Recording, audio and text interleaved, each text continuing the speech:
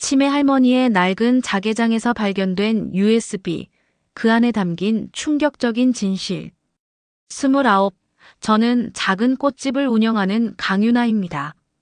부모님은 제가 어릴 때 사고로 돌아가셨고 세상에 오직 하나뿐인 피부치인 할머니 손에 자랐습니다. 할머니의 낡고 작은 주택은 제게 세상 전부였고 흙냄새와 꽃향기가 뒤섞인 할머니의 품은 가장 안전한 안식처였습니다. 하지만 세월은 할머니에게서 많은 것을 앗아갔습니다. 3년 전부터 시작된 치매는 서서히 할머니의 기억을 지워갔습니다. 어제 저녁 메뉴를 기억 못하시다가도 앨범 속 제 어릴 적 사진을 보며 우리 강아지 이때 참 예뻤지라며 웃으시는 할머니. 저는 그런 할머니의 곁을 지키며 할머니가 제게 주셨던 사랑을 조금이나마 돌려드리고 싶었습니다.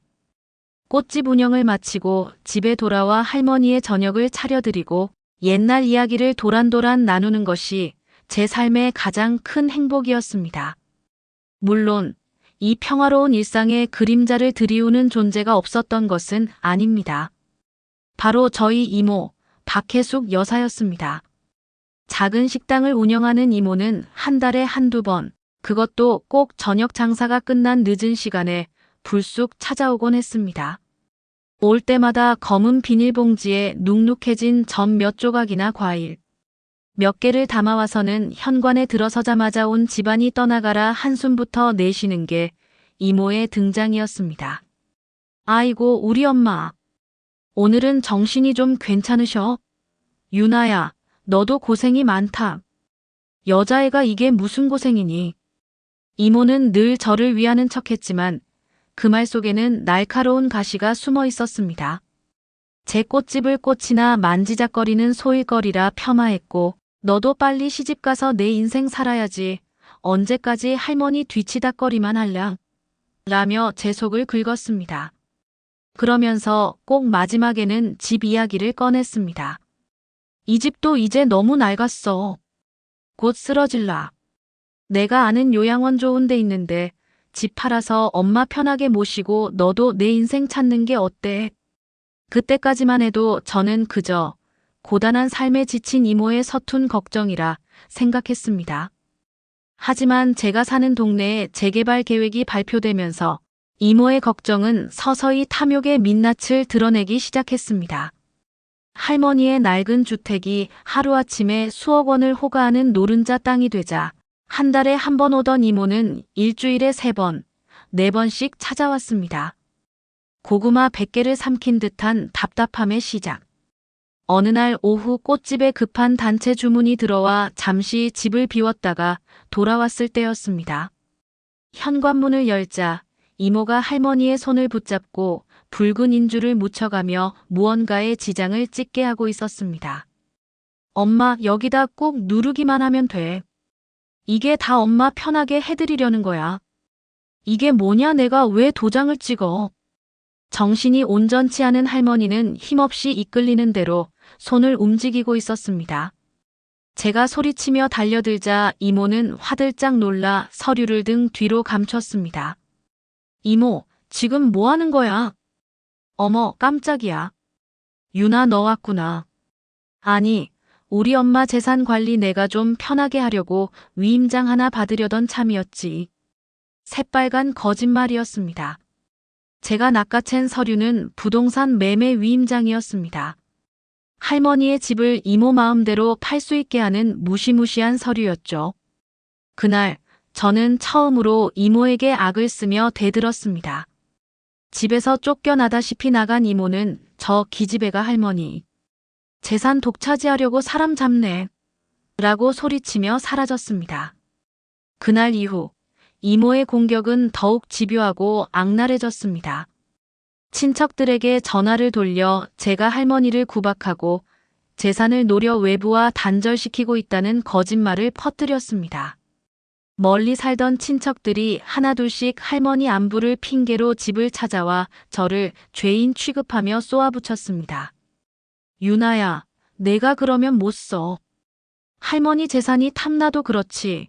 어떻게 이모님 연락도 못하게 막아. 내 이모 말이 맞네. 애가 아주 영악해졌어. 저는 100마디 말을 해도 소용없는 벽에 둘러싸인 기분이었습니다. 최악의 상황은 그로부터 일주일 뒤에 벌어졌습니다.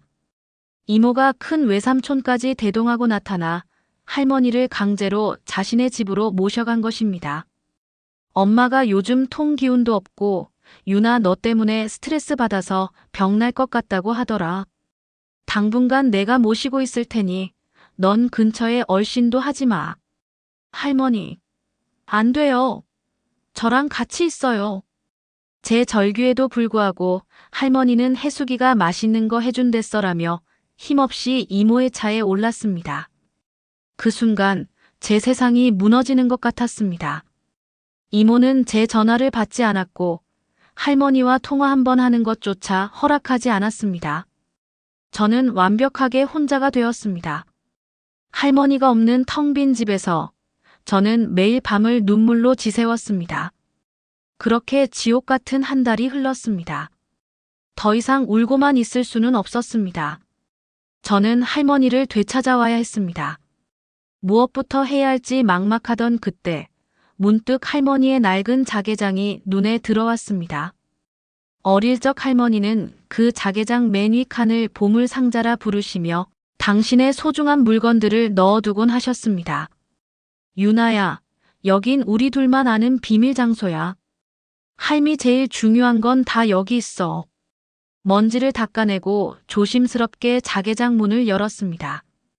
빛바랜 흑백 사진들, 제가 처음 선물해드린 색, 비뚤어진 카네이션, 낡은 편지 뭉치 할머니의 시간이 고스란히 쌓여있는 공간이었습니다.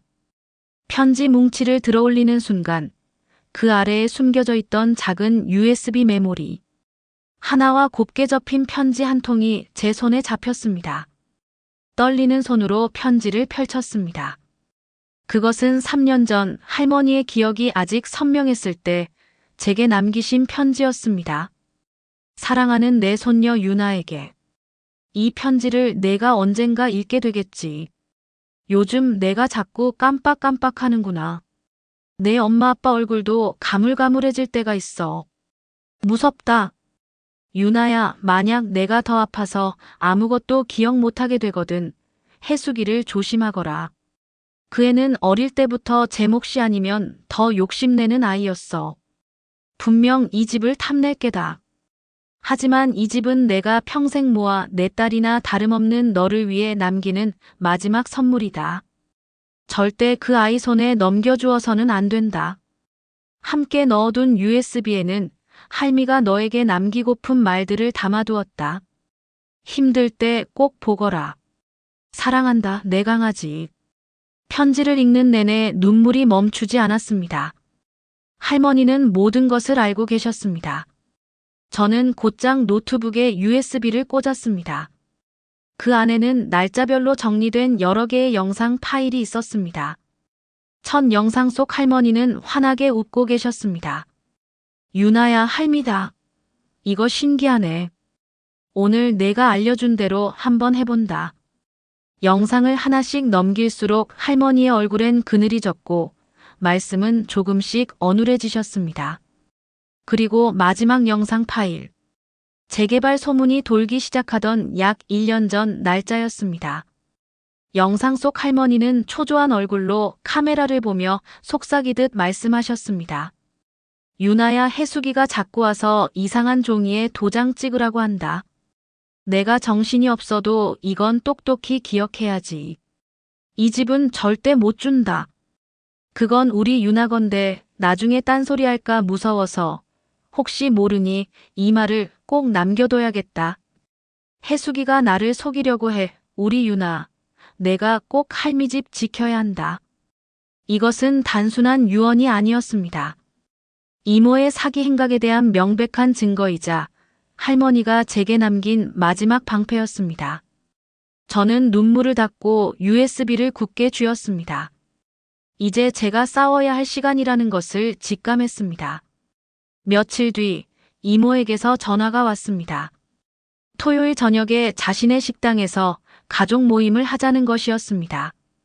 할머니의 거취와 재산 문제를 공식적으로 정리하겠다는 속셈이 뻔히 보였습니다. 저는 담담하게 알겠다고 대답했습니다. 그 사이 저는 철저하게 준비했습니다. 할머니의 USB 영상들을 전문가에게 의뢰해 조작 여부를 검증받았고, 이모가 할머니를 강제로 데려간 날의 CCTV 영상도 확보했습니다. 약속 당일, 이모의 식당에는 저를 비난하던 친척들이 모두 모여 있었습니다. 이모는 마치 개선장군처럼 의기양양하게 입을 열었습니다. 다들 와주셔서 감사합니다.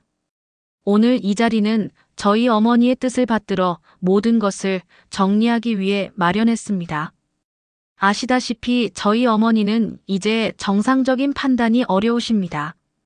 그래서 유일한 자식인 제가 어머니를 모시고 낡은 집도 처분하여 남은 여생을 편안하게 해드리기로 결정했습니다.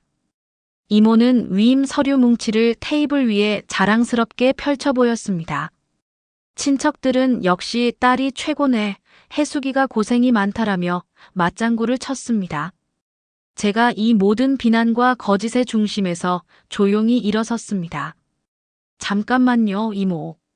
모든 시선이 제게 쏠렸습니다. 이모가 말하는 할머니의 뜻이라는 게 정말 맞는지 다 같이 확인해 봐야 할 것 같습니다. 저는 품에서 가져온 태블릿 PC를 꺼내 식당 벽에 걸린 대형 TV와 연결했습니다. 그리고 할머니의 마지막 영상 파일을 재생했습니다. 유나야, 해숙이가 자꾸 와서 이상한 종이에 도장 찍으라고 한다. 이 집은 절대 못 준다. 그건 우리 유나 건데 해숙이가 나를 속이려고 해. 할머니의 애처롭고도 단호한 목소리가 식당 전체에 울려 퍼졌습니다. 떠들썩하던 식당은 찬물을 끼얹은 듯 조용해졌습니다. 이모의 얼굴은 새하얗게 질렸고 친척들은 당혹스러운 표정으로 이모와 저를 번갈아 쳐다봤습니다. 저는 자리에서 일어나 할머니의 편지를 꺼내 들고 한자 힘주어 읽어내려갔습니다. 해숙이를 조심하거라. 그 애는 어릴 때부터 제 몫이 아니면 더 욕심내는 아이였어. 분명 이 집을 탐낼 게다. 이 집은 내 딸이나 다름없는 너를 위해 남기는 마지막 선물이다. 편지 낭독이 끝나자 이모는 부들부들 떨며 소리쳤습니다. 거짓말. 저게 다 저 기집애가 조작한 거야. 치매 노인이 한 말을 어떻게 믿어. 저는 차갑게 이모를 바라보며 마지막 일격을 가했습니다. 조작이요? 이 영상과 편지, 그리고 이모가 할머니를 강제로 데려가 연락을 차단한 모든 정황 증거들. 이걸 가지고 경찰서에 가서 한번 이야기해 볼까요? 존속 사기 미수와 노인 학대. 어떤 죄목이 더 어울릴지 변호사와 상담해 볼 수도 있고요. 이모가 그토록 원하던 그 집. 처음부터 이모 몫은 단 한 평도 없었습니다. 그 순간 이모의 모든 것이 무너져 내렸습니다. 상황 파악을 마친 외삼촌은 얼굴이 불그락푸르락해져 이모의 뺨을 내리쳤고 다른 친척들은 수군거리며 자리를 피하기 시작했습니다. 이모는 그 자리에서 주저앉아 울부짖었지만 그 누구도 이모의 편을 들어주지 않았습니다. 그날 밤 저는 할머니를 집으로 모셔왔습니다. 제 품에 안긴 할머니는 아무것도 기억 못한다는 듯 우리 강아지 저녁은 먹었어? 라고 물으셨지만 저는 괜찮았습니다. 시간이 흘러 재개발 보상금이 나왔습니다. 저는 그 돈으로 낡은 집터에 작고 예쁜 2층 집을 새로 지었습니다. 1층은 제 꽃집과 온실로, 2층은 할머니와 저의 아늑한 보금자리로 꾸몄습니다. 새 집으로 이사한 지 6개월이 지난 지금, 저희의 일상은 전보다 훨씬 평화롭습니다. 1층 꽃집은 동네에서 소문이 나서 단골 손님들이 많이 늘었고 할머니도 넓고 밝은 새 집에서 지내시면서 표정이 한결 편안해지셨습니다. 가장 기뻤던 일은 할머니의 옛 친구분들이 다시 찾아오기 시작한 것입니다. 이모의 거짓말에 속아 저를 오해했던 분들이 진실을 알고 나서 하나둘씩 사과의 인사를 건네주셨습니다. 최근에는 할머니를 위한 특별한 일기를 쓰기 시작했습니다. 매일 할머니와 함께한 소소한 일상들을 빠짐없이 기록하고 있습니다. 언젠가 할머니가 저를 완전히 잊으시게 되더라도 이 기록들이 우리의 사랑을 증명해 줄 것이라고 믿습니다. 그리고 무엇보다 중요한 변화는 저 자신이 한층 성장했다는 것입니다. 이모와의 힘겨운 싸움을 통해 제가 얼마나 강해질 수 있는지 알게 되었습니다. 예전에는 갈등을 피하려고만 했던 소심한 성격이었는데 이제는 옳지 않은 일에 대해서는 당당히 목소리를 낼 수 있게 되었습니다. 요즘 할머니는 새로 생긴 온실을 무척 좋아하십니다. 특히 아침 햇살이 들어오는 시간에 의자에 앉아 꽃들을 바라보시는 것을 즐거워하십니다. 할머니는 여전히 제 이름을 깜빡하실 때가 많지만 우리 강아지라는 애칭만은 절대 잊지 않으십니다. 최근 들어 저는 새로운 꿈을 꾸게 되었습니다. 단순히 꽃집을 운영하는 것을 넘어서 치매 환자와 가족들을 위한 힐링 가든을 만들고 싶다는 생각이 듭니다. 오늘 저녁에도 할머니는 제 손을 꼭 잡고 말씀하십니다. 강아지야, 할미가 너 많이 사랑한다는 거 알지? 네, 할머니. 저도 할머니를 세상에서 제일 사랑해요. 오늘도 저는 따스한 햇살이 가득한 온실에서 할머니와 함께 꽃을 돌봅니다. 할머니는 라벤더 향기를 맡으며 소녀처럼 웃으십니다. 그 평화로운 모습을 바라보며 저는 할머니의 낡은 자개장 위에 놓인 작은 USB를 보며 조용히 미소 짓습니다. 할머니가 제게 남겨주신 것은 집이 아니라 사랑과 용기였다는 것을 이제는 압니다. 이 이야기가 여러분께 감동을 드렸다면 영상 하단의 좋아요 버튼을 꼭 눌러주세요. 할머니와 유나의 따뜻한 사랑 이야기가 더 많은 분들에게 전해질 수 있도록 도와주시면 정말 감사하겠습니다.